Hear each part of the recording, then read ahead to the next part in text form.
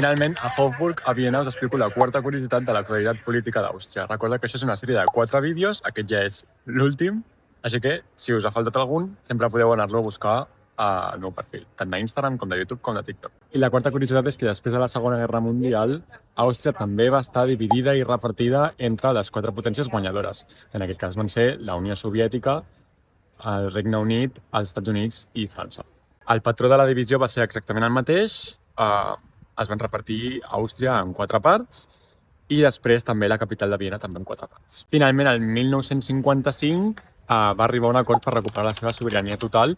D'aquí, de fet, ve la seva política estricta de neutralitat. No com Alemanya, que seguiria dividida fins al 1989 amb la caiguda del mur de Berlín. I finalment, el 26 d'octubre, totes les tropes forànies van abandonar el país i, de fet, es va convertir llavors en el Dia Nacional del país, el Dia Nacional d'Àustria. I ja com a curiositat, aquí a Hofburg és on hi ha el Museu de Sissi d'Àustria, que va ser l'emperatriu més famosa de l'imperi austrohongarès.